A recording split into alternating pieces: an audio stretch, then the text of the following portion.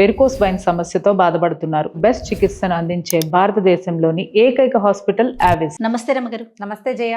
రమగారు, భీష్మ ఏకాదశి ఈ రోజు యొక్క విశిష్టత ఒక్కసారి. మాఘశుద్ధ ఏకాదశి ఇది చాలా ప్రత్యేకమైన రోజు. ఏకాదశులు మనకి ప్రతి నెల రెండు వస్తాయి. శుద్ధ ఏకాదశి, బహుళ ఏకాదశి. రెండు ఏకాదశులు సాధారణంగా ఏకాదశి నియమం అంటే ఉపవాసం ఉండటం, ఉపవసించటం, ఆహారం తీసుకోరు, బియ్యం తినకూడదని ఉంటుంది. మురాసురుడు అనే రాక్షసుడు ఈవేళ బియ్యంలో ప్రవేశిస్తాడని, ధాన్యం స్వీకరించకూడదని, అన్నానికి భిన్నం ఏదైనా రైస్ కాకుండా ఉపవాసం చేసి విష్ణునామ సంకీర్తనతోటి రాత్రి జాగరణ చేసి ద్వాదశి నాడు పొద్దున్నే పారణ చేస్తే ఏకాదశి నియమం ఫలిస్తుందని చెప్తాం. విష్ణువుకి అత్యంత ప్రీతికరమైన రోజు. ఓకే. శ్రీ మహావిష్ణువుకి ప్రీత్యర్థమే ఏకాదశి ఉపవాసాలు చేయటం అనేది మనకి విధానం ముందు నుంచి ఉన్నది. ఒక్కొక్క ఏకాదశికి ఒక్కొక్క ప్రత్యేకత ఉంది. ఇప్పుడు మాఘమాసంలో వచ్చేటువంటి ఈ శుద్ధ ఏకాదశి మహాపర్వదినం అని చెప్తారు. దీనికి పూర్వగాథ, మనం దీన్ని జయైకాదశి, భీష్మైకాదశి అంటారు. ఈ ఏకాదశులు భీష్ముడి పేరు ఎందుకు వచ్చింది అనేది ఎప్పుడు ఈ రోజున స్మరించుకోవాలన్నమాట. భీష్మ పితామహుడు, ఇది ఎప్పటిది? మహాభారత కాలం ముందు కూడా ఈ ఏకాదశి ఉంది. ఆ తర్వాత కాలం నుంచి ఇది భీష్మ ఏకాదశి అయిందనమాట. భీష్మ పితామహుడు మహాభారత యుద్ధం ప్రారంభమైంది. 10 రోజుల పాటు చండప్రచండంగా యుద్ధం చేశాడు. అతిరథ మహారథులందరూ మహాయుద్ధం చేశారు. ఆయన దిగలేదు, పడలేదు, ఆయన జయించలేకపోయారు. ఒక దశలో శ్రీకృష్ణ పరమాత్మ అంతటి వాడే, చక్రం పట్టను, ఆయుధం పట్టను, కేవలము సారథ్యమే చేస్తానని అర్జునుడికి మాటిచ్చి రథాన్ని తోలే కార్యక్రమాన్ని మాత్రమే పుచ్చుకున్నటువంటి శ్రీకృష్ణ పరమాత్మ కూడా ఇవాళ చంపేస్తాను భీష్ముడిని అని చెప్పేసి రథం మీద నుంచి దూకి చక్రాయుధాన్ని విసిరపోయాడు. అంత పరాక్రమవంతుడు భీష్మ పితామహుడు. అబ్బా, భగవంతుడి ఆయన దండబెట్టేట్టు. అసలు భాగవతం పోతన గారి పద్యాలు అయితే ఎంత బాగుంటుందో. ఆ శ్రీకృష్ణుడిని వర్ణించే శ్లోకం, ఆ కృష్ణుడి అట్లా దూకి తన మీదకి వస్తున్నటువంటి కృష్ణుడిని చూసి భక్తితో నేల మీద పడి దండం పెట్టినటువంటి భీష్మ పితామహుడి అసలు ఆ పద్యాలు వర్ణన విని తీరవలసిందే. మహాద్భుతంగా వర్ణించారు పోతన గారు. వ్యాసుల వారు చెప్పిందే వీరి భావన ఇంకా అద్భుతంగా ఉంటుంది. అప్పుడు అర్జునుడు బతిమలాడాడు, వద్దు వద్దు వద్దు, నువ్వు ఆయుధం పట్టనన్నావు, ఈ పని చెయ్యొద్దని. తగ్గారు. ఏ విధంగా భీష్మ పితామహుడు మరణిస్తాడో, ఆయన అడ్డు తొలగితే కానీ మిగిలిన యుద్ధం జరిగేలాగా లేదు. ఇక్కడ వీళ్ళ దగ్గర చాలామంది అయిపోతున్నారు. అప్పుడు వీళ్ళు అడిగారు, పాండవులే, ఎట్లా నిన్ను జయించగలము అంటే ఆయన ఎవ్వరూ ఆయనకి ఎదురు ఆగలేరు. కానీ ఆయన శిఖండిని చూస్తే యుద్ధ విరమణ చేస్తాడు, ఆయుధాన్ని విసర్జించేస్తారు. ఆ రహస్యాన్ని తనే స్వయంగా తన మునిమనవులకి తెలియజేశారు. మహాభారతం తాలూకు కథకి మూల పురుషుడు భీష్ముడు. సొంతంగా సంతానం లేదు, తండ్రి యొక్క మనమలు, అది కూడా క్షేత్రజపుత్రులు. వాళ్ళు సహజంగా తన మనవలకు, తన తమ్ముళ్ళకి పుట్టిన సంతానం కాదు, క్షేత్రజ సంతానం అయినా కూడా ఆ తండ్రి యొక్క దాన్ని కాపాడడం కోసమే పితామహత్వాన్ని కూడా స్వీకరించాడు. తాత అయిపోయాడు కదా, ముత్తాత అయిపోయినా ఆయన సింహాసనాన్ని రక్షించే కార్యక్రమం నుంచి బయటికి రాలే. శిఖండి దర్శనం గనక అయితే, అంటే నపుంసక దర్శనం అయితే నేను ఆయుధ విసర్జన చేస్తానన్నాడు.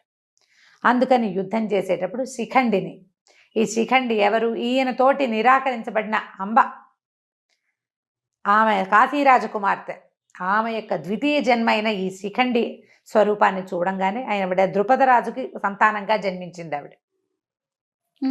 ఆ శిఖండి కనపడేసరికల్లా ఈయన ఆయుధాన్ని విసర్జించేశాడు, బాణాలు వేసి కొట్టేశాడు అర్జునుడు. కానీ భీష్మ పితామహుడికి ఆయన యొక్క మహాద్భుతమైన చరిత్ర వల్ల ఇచ్ఛామరణ శక్తి ఇచ్చాడు తండ్రి. నీ అంతటా నువ్వు ఎప్పుడు కావాలనుకుంటే అప్పుడు మరణం వచ్చేలాగా. అప్పుడు ఆయన ఏమనుకున్నాడంటే, నేలను పడిపోతే శరీరం అంతా బాణాలు గుచ్చుకుపోయినాయి, పడుకునే పరిస్థితి లేదు. అంపశయ్య ఏర్పరిచాడట అర్జునుడు. బాణాలతోటి ఆయన శరీరం నేలకి తగలకుండా అట్లా గాల్లో ఆపి పెట్టేలాగా. ఆయన ఏమని భావించాడంటే, నేను ఇప్పుడు మరణించను, ఇది దక్షిణాయనం, ఉత్తరాయణ పుణ్యకాలం వచ్చాక అప్పుడు నేను మరణిస్తానని ఆయన ఉద్దేశపడ్డారు. ఆయన అనుకున్నట్టుగానే మార్గశిర మాసంలో భారత యుద్ధం మొదలైతే, ఇంచుమించుగా మార్గశిర శుద్ధ ఏకాదశిలే గీతా జయంతి అని చెప్పుకుంటాం. ఏకాదశి ద్వాదశిలో యుద్ధం మొదలైంది అనుకుందాం. ఏకాదశి కావచ్చు, ద్వాదశి కావచ్చు.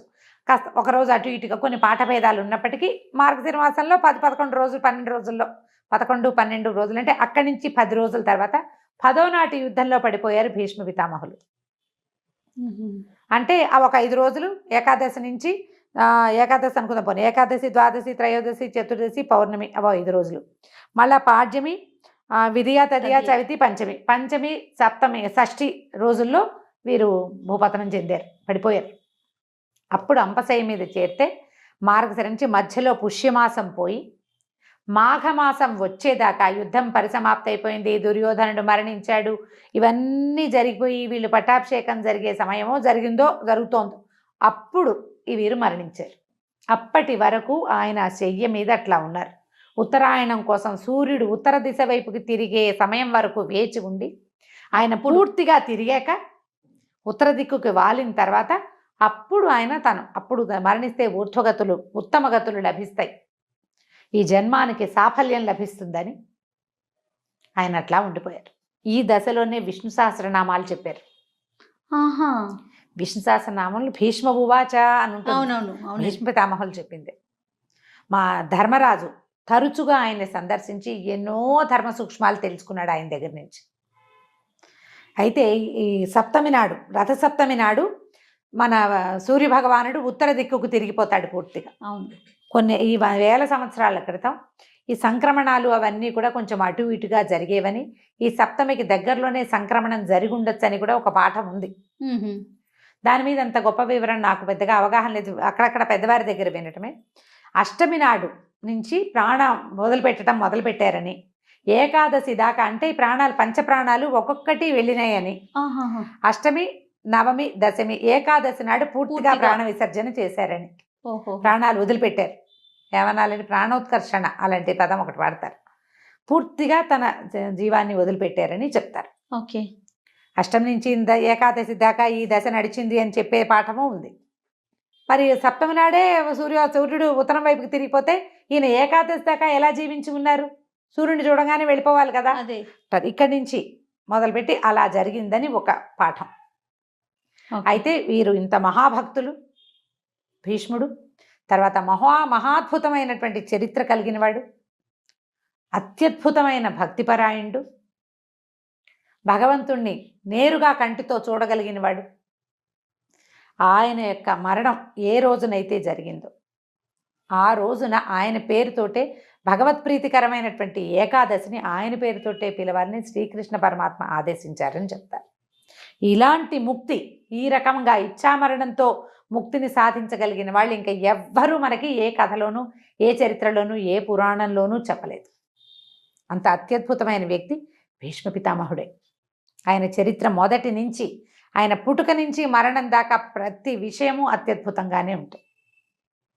అయితే ఇంత అత్యద్భుతమైన వ్యక్తి ఇంత బాధాకరమైన మరణం కోసం వేచి ఉండే కార్యక్రమం ఎందుకు జరిగింది అంటే, ఎవరైనా కర్మశేషాన్ని అనుభవించవలసిందే. ఆయనది అనుభవించటానికే ఉన్నారేమో అంతేనంటారా?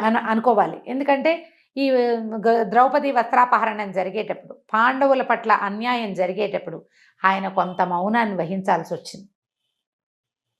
ఆ తప్పు ఏదైనా నివారించకపోవటము, అడ్డుకోకపోవటం కూడా పాపమే.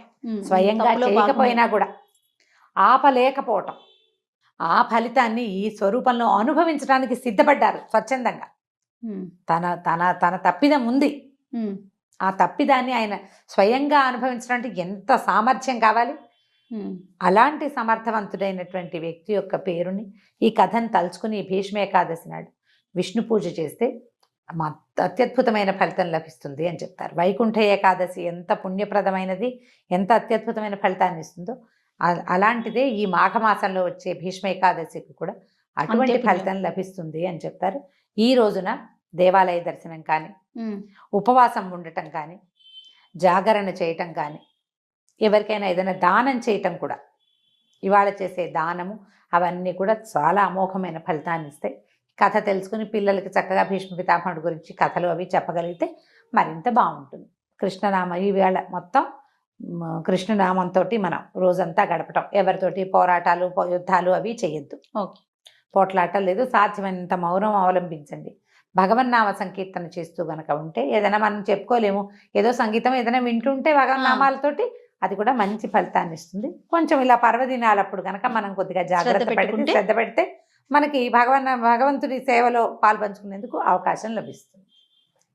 నమస్తే. నమస్తే జయ.